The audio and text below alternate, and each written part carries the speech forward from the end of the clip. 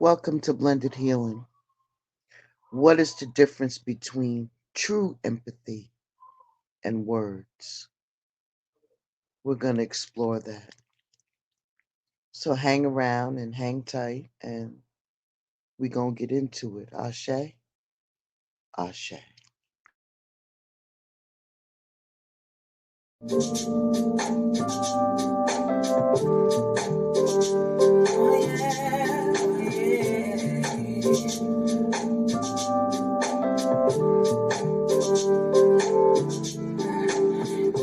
no pressure. I'll be creative and I'll channel this energy so I can give you all of me. All of me. 11 days and 11 nights. And I've been thinking about you constantly and all the time. Maybe I'd even go down on my knees just to get to where you are and make you mine. I don't wanna rush it. Yeah. I just want you to trust it. You'll be fine. Give it time. There's no pressure. I'll be waiting and I'll channel this energy so I can give you all of me.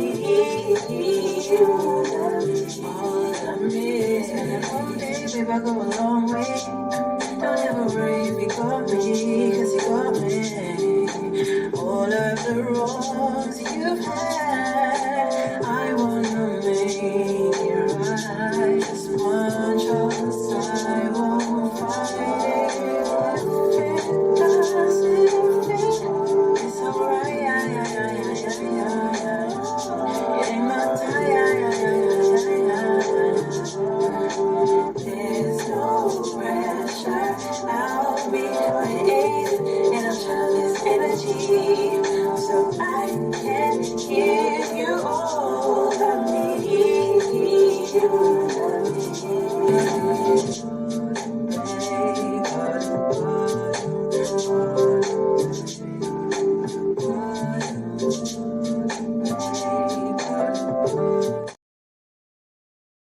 Copyright disclaimer.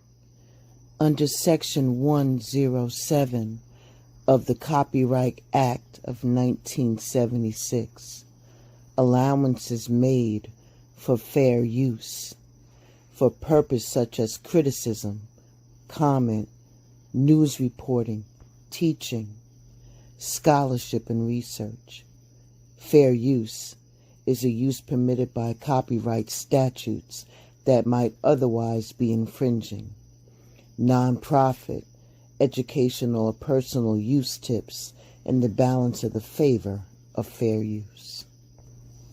Furthermore, I give credit to the original copyright owner.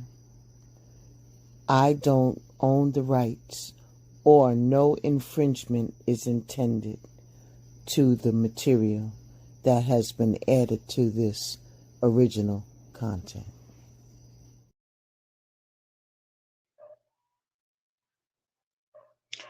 Your empathy felt authentic until you was on the receiving end of your own advice. Now you see the difference between true empathy and mere words. You have been often told that you was an emotional sponge. You had the knack for understanding and absorbing other people's feelings, making you the go-to person among your friends for advice and emotional support. Your empathy has served you well. And the people that are around you appreciate your capacity to listen, to truly hear them, and to respond with compassion and warmth. It felt like second nature to you. And you truly believe that you understood what they were going through. Until one day, a person that you knew, somebody close to you, shared something very deeply personal with you, a struggle that they were having. And they were facing a crushing loss and they were consumed by grief. And as always, you responded with your typical empathetic demeanor.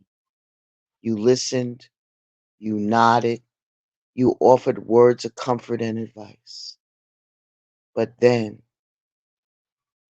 you were surprised by the suggestion that maybe you didn't really understand what they were going through. And you were shocked because, after all, wasn't empathy your forte? So, wasn't understanding emotions your job? But then life threw you your own curveball and experience that mirrored that person's pain almost exactly. And then suddenly you found yourself on the receiving end of your own advice, an experience that was both enlightening and humbling. It was in that moment that you truly understood the difference between saying the right words of empathy and genuinely feeling the pain of another person. And in this revelation, it not only changed how you viewed empathy, but it also now showed you how to practice it in both your personal life and in whatever role that you play for other people. The journey of understanding is the distinction that has been a roller coaster ride of emotions and self realization. And that's where it's been like navigating through this new perspective that you have about empathy and what you have gone through in your near past, present, and what you may encounter in your future. Ashe, Ashe.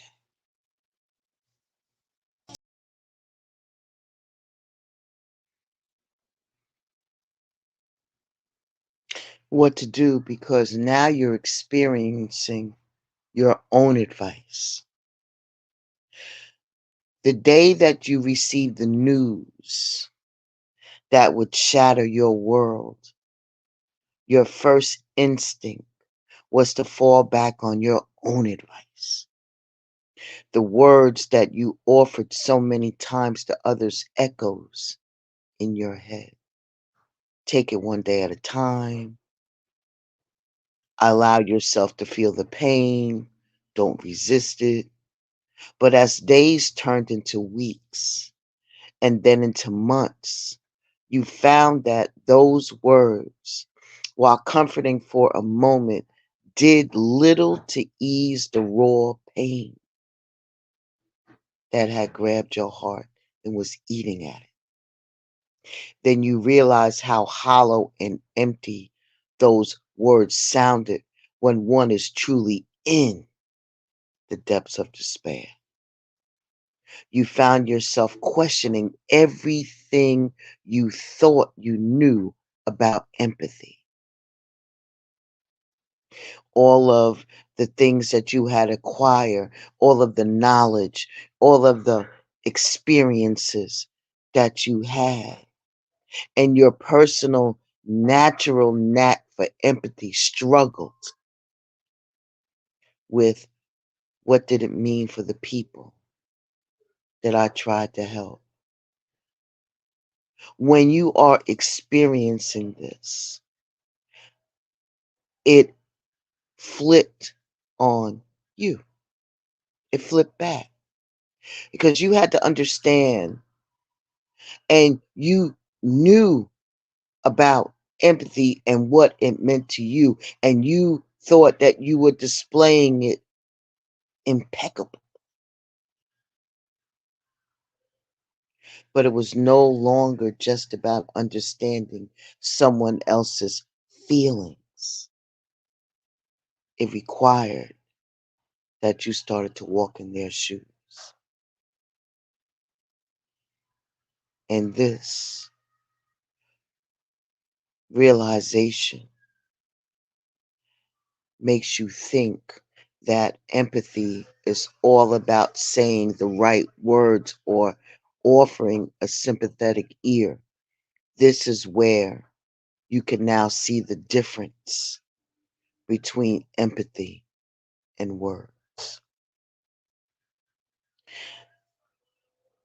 The misconception about empathy is that it's a general understanding that is often limited to the ability of saying comforting words or to lend an ear of sympathy. You think that if you can understand someone else's feelings, you are being empathetic. But your experience, has taught you that this is a misconception. That when you are in the middle of it, when you're in the middle of the chaos of your own grief, you realize that understanding someone else's feelings and experiencing them are two different things. It becomes clearer and clearer and clearer that the genuine empathy is not about saying the right things, it's about feeling the right things. Ashe?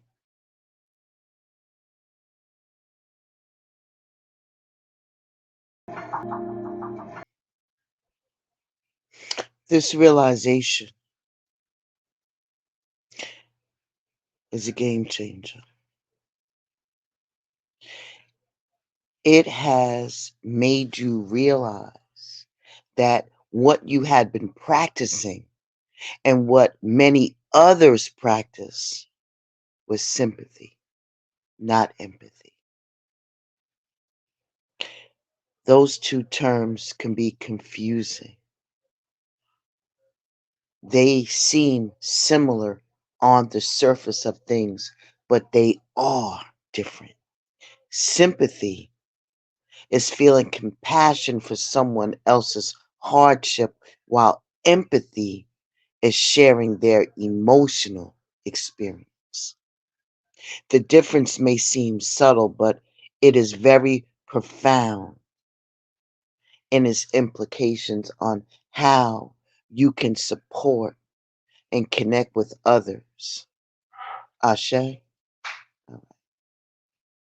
This new understanding of empathy will have you challenging to rethink your approach.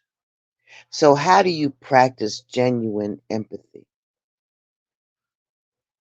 So, after you just got slapped in the head just now, sorry, uh, you can decide to approach empathy differently. Instead of offering comforting words, you could start by allowing yourself to feel, really feel, the emotions of the person that you're empathizing with. That can be the beginning of a significant change for you. In conversations, you can begin to focus less on what you could say and more on what you could feel.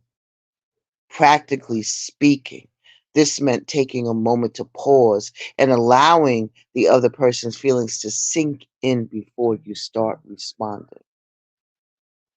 I know that this shift is not going to be easy. It is required to let go of the need to fix or to solve someone else's problem, something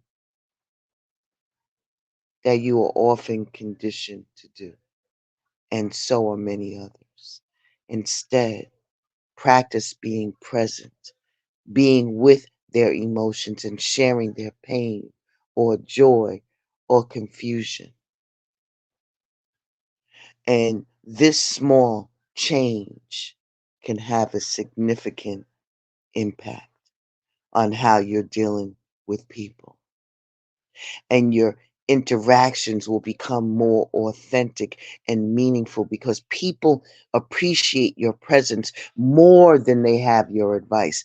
And most importantly, you can feel that you are offering something real rather than just words. If you find yourself in a situation where your understanding of empathy feels hollow or insufficient, consider doing something different. Allow yourself to truly feel the emotions of the person that you're empathizing with. And it might be uncomfortable for you at first, but it could also lead to more genuine and impactful connections. Ashe, Ashe.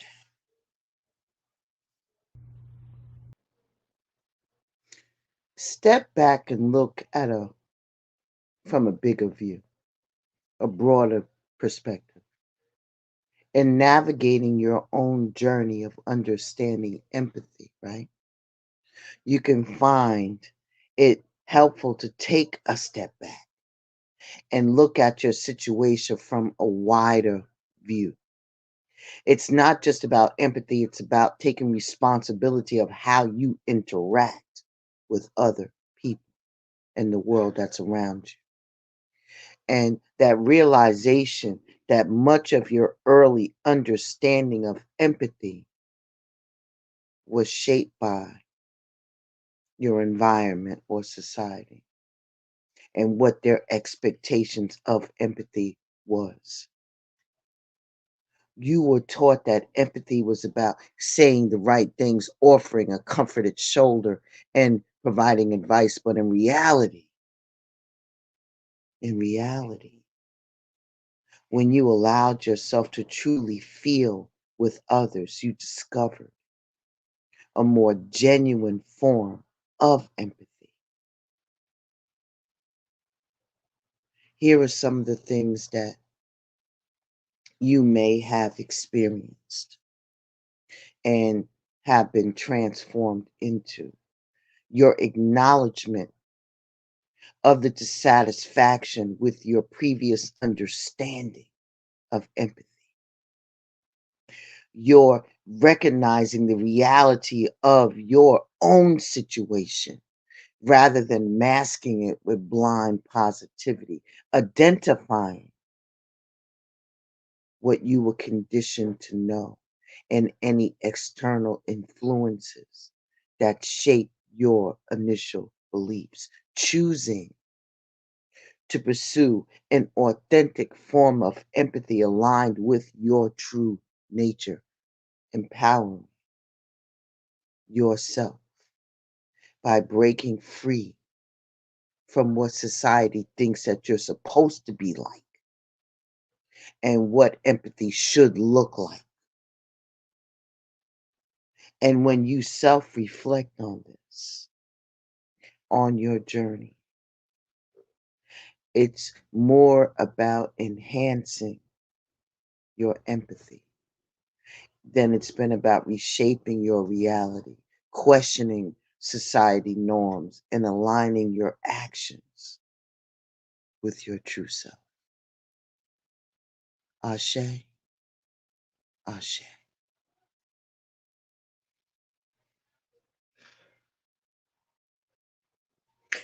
I want to thank you for stopping by Blended Healing on today.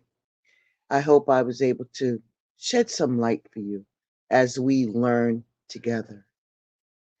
And the shop is now open, and I will be adding new items into the shop. So please make sure that you visit my Shamaka Essential Blends or some Shamaka Essentials at the House of Blessings on Etsy. And yeah, And I will, like I said, I will be adding some new products in and swapping out some old, but I might as well get out of the procrastination stage and let's make this happen. Ashe and deep bow. And I will see you all very, very soon.